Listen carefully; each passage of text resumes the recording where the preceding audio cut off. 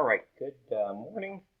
Apologize I'm not here with you today. Today I just want to go over the second friction, remind us what we talked about friction last class. Go over the other friction question that we did not get to yet, and then give you some time to work on your syllabus. Just a few reminders here. I've been telling you that the test is coming up next Tuesday and Wednesday. That is postponed to Thursday, so we are going to test next Thursday, which would be November the 7th. So you can update your plans for that. We're not going to test until Thursday. The other thing I will say, though, is if you haven't given me your homework A stamp sheet, tomorrow, I'm going to be back tomorrow so that I can collect any stamp sheets that need to be collected for homework check A, but then I'm going to start putting the zeros in because that's been, I really need to be focusing on homework check B at this point. After today, you will be able to do, I have my homework check B syllabus here. After today, you will be able to do all of this, and you probably won't be able to do forces at an angle, but you can also do the conceptual questions. Right? So you should be able to do those two after today. All right, a reminder about what we learned about friction. There are two types. There's static friction, which is when the objects are at rest, and then there's kinetic friction, is when the objects are moving relative to each other. And we kind of talked about what happens in friction is that before an object starts to move, the friction kind of rises to meet whatever applied force you have, and then once it budges and starts moving, then it jumps down to a lesser friction. I had an animation that I found that I wanted to show you that kind of gets at this. So you notice here what I've got is this guy here is going to give this box a push. And they're kind of drawing a 3-by diagram here where they're showing the orange applied force and the red friction force. And I want you to notice that at this point, we're in static friction territory.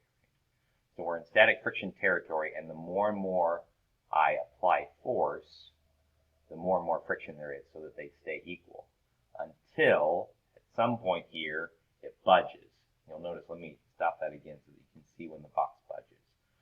The moment that the box budges, you should notice the friction force jump down. So if you see that, the friction force kind of jumped down.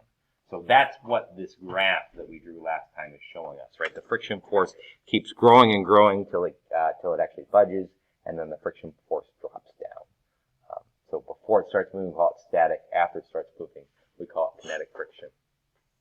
We said kinetic friction is weaker than static friction, but you can get more friction if you have more normal force. So we illustrated that last class by stacking weights on top of the block, and the friction went up. We found that friction was independent of surface area. Maybe counterintuitively, it doesn't matter how much surface is in contact. The friction is the same. And then friction is dependent on roughness. And the way that we indicate the roughness of a surface is with this coefficient of friction. And if you were in period 1, I said something slightly incorrect. It's actually not that a surface has a coefficient of friction. A pair of surfaces has a coefficient of friction. So like there's a coefficient of friction between the wood block we had and the table, or between a piece of sandpaper and a piece of wood. So a coefficient of friction is a number between 0 and 1. It characterizes how rough it is. There's actually two coefficients of friction. One is for the static friction, one is for the kinetic friction, and these are the two equations we have. So just what I'd like you to do is I'd like you to get out this practice problem that we did last class. We're going to do the practice problem on the back together, and then you're going to have some time to work. Before we do that, I want to summarize for you the equations that we have learned in this unit. And these would be the equations that when we get to the test next Thursday are going to be printed on the test. The equations are these. Net force equals mass times acceleration.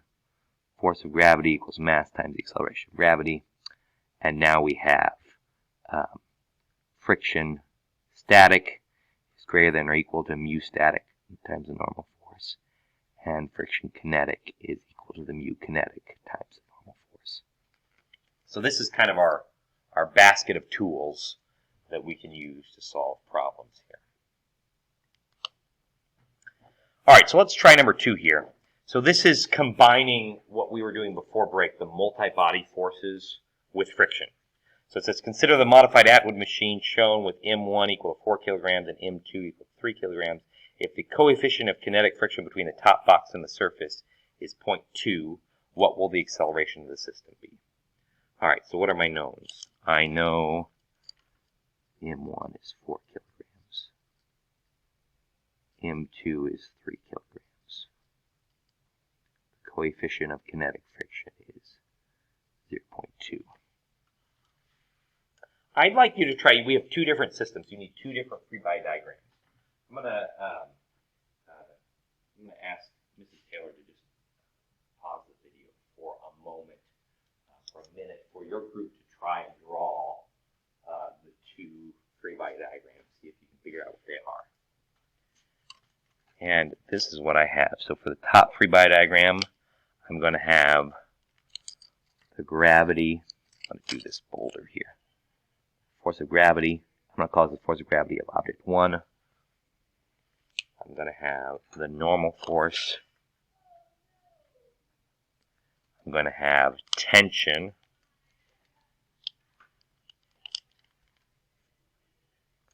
And then I'm also going to have some kinetic friction, I think. So, but I know that since this thing is moving, I know that the net force of this object should be going that direction.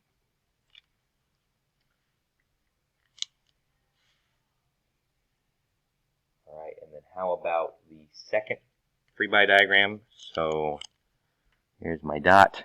So we know that downward is winning, but we're going to have the force of gravity of the second object pointing down, force of tension pointing up. But the net force should be pointing down in this case.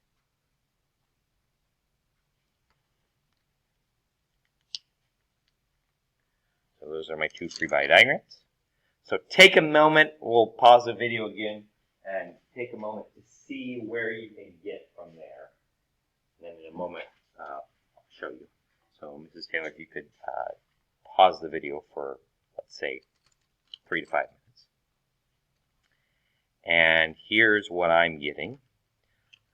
So if I look at my two net force equations, so the net force of 1 here should be equal to tension minus kinetic friction.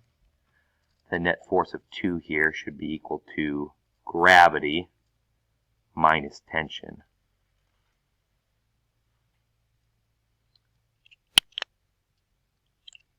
Or focus that a little bit. So plugging in, I should have MA equals FT minus FK. So FK is mu K Fn. This one is, sorry, this is M1A.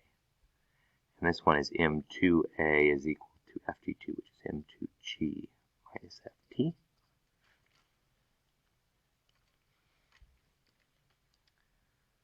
All right, let's see what else we can do here. So what do we know? We know the normal force. If we look at this, the normal force is the same as the force of gravity 1.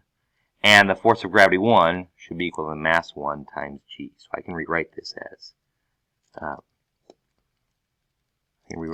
mu k times mass 1 g.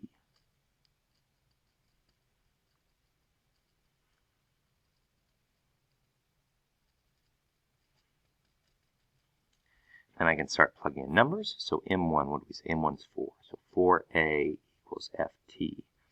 This is 0.2 times M1, which was 4 times 9.8. And then M2A, so M2 is 3. So 3A equals 3 times 9.8 minus FT. So if I just simplify this a little bit, 4A equals FT minus 7.84. 3A equals 29.4 minus FT. Two equations, two unknowns. You can use any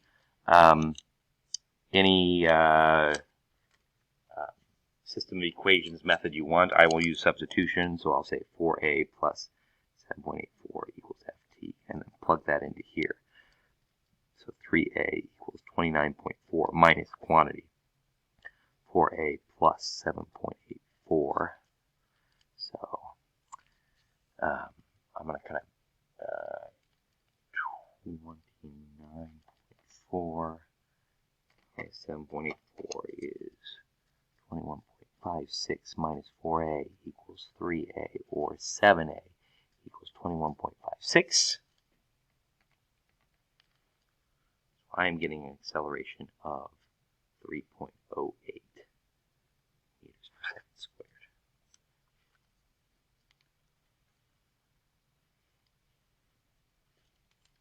Okay, so once again,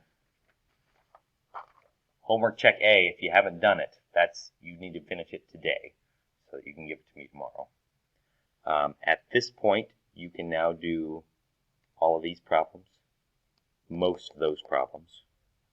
We'll talk about forces at an angle tomorrow. The other thing I want to point out to you is I am going to, they're not posted yet as I'm recording this, but when you see it, you will see, if I can find my Schoology page.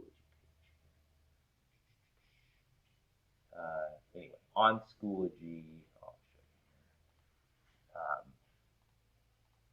I am going to post some hints for some problems here. I have a few here, but there's a few more I'm going to post before you see this tomorrow. So if you need help, if you're stuck on anything on the homework, check there to see if I have a hint for you. And if it's not there, then you can ask me tomorrow. All right. Thank you very much, and I will see you tomorrow.